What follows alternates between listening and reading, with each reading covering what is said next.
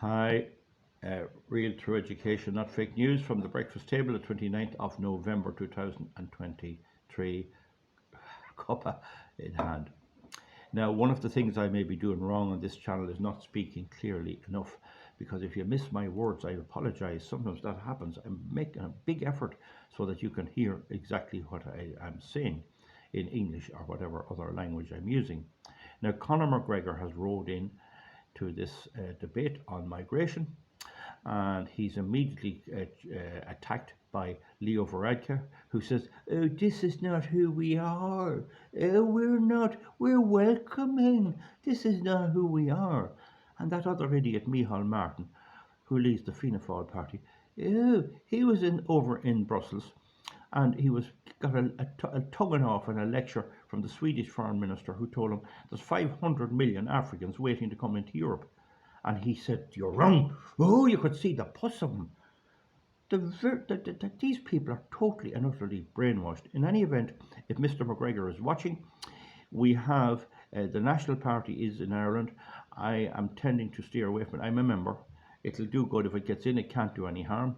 And don't have people thinking, oh, well, it's a bit this or it's a bit that. What we must do is get in there, and we'll form our policy after.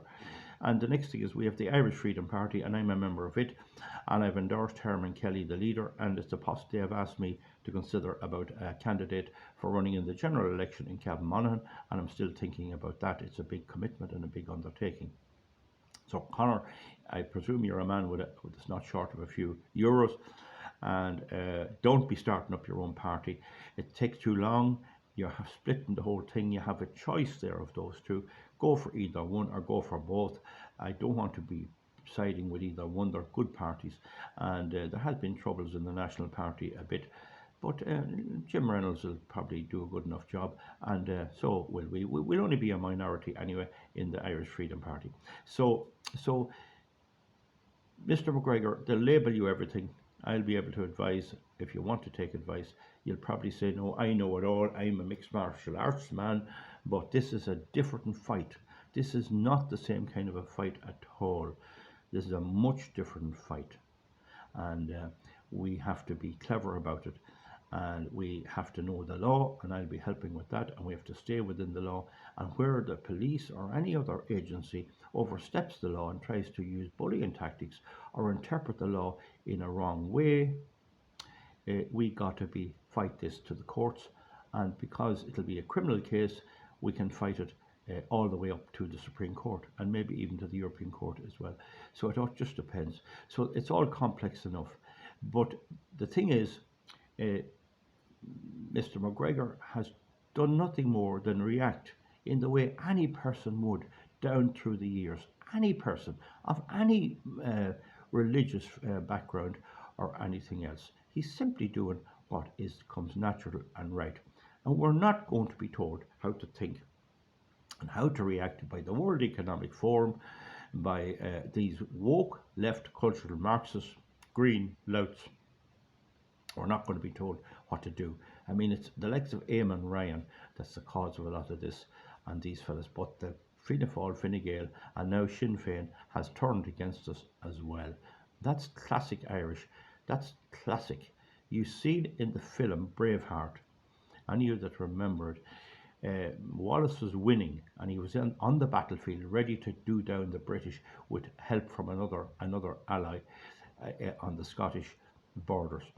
And what happened? Only the English bought off one of the armies with extra estates, and they marched away. And you could see the flags going down the hill and disappearing from view. And I've preached this all my life, and it's a very unpopular theory. If you build up something, if you build it up, somebody else will try and take it off you.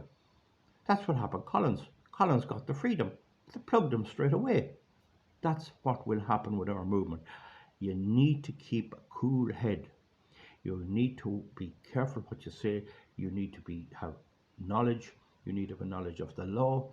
And if you can have a few pounds and a few euros, very good. I was fighting the windmills and the pylons, and I discovered that when I went out to groups, and I must have went to 50 groups, they fell into certain categories. Those who were up the backsides of the political parties and did not really want to stop it. Those who would him and ha, and those who talk about how turtles and toads and snails and that. And then there was a short, small version, about 1/10, that would listen to me and say, this is all illegal. It breaks the SCA directive. They haven't carried out the required strategic environmental assessment. And only about 1 in 10 or a little more went with me on that. And every time they went and fought the thing that way, they won. Lord Prenora back down, either directly by refusing the thing or in the courts. And all the other ones have the windmills flying around their heads and the pylons are coming their way. And that is the reality of Irish life. So it's very important to know who you can trust. And the other thing is, if you elect people on this banner, they could easily turn coat. I mean, as far as I'm concerned, and I want to hear from him, Luke Ming Flanagan is a classic example. A classic example. There's not a word out of him. I'll be trying to do him down and put Herman Kelly into a seat, big time, because I actually went round with him canvassing, hoping that he was going to be a sensible person. But you can't trust people like that. And I have a good grasp of people, and I know what's what, and they're not going to fool me too easy. So, folks, that's my advice to Conor McGregor. Look at the two parties, the National and the Irish Freedom Party, and sure, consider joining them. If you go setting up a new political party, it's very late. It's very, very late, and there's no need. There is no need. You can always do that at a later stage.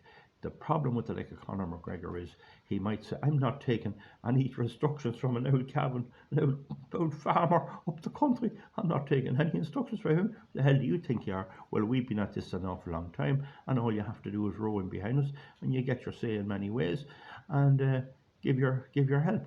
And that's the best. This is not going to be fought in a ring with mixed martial arts. You won't have any of the buckos that's doing this, or the woke crowd. You won't have any of them in the ring with you. And don't forget about the Garda. The Garda, they don't all agree with this migration.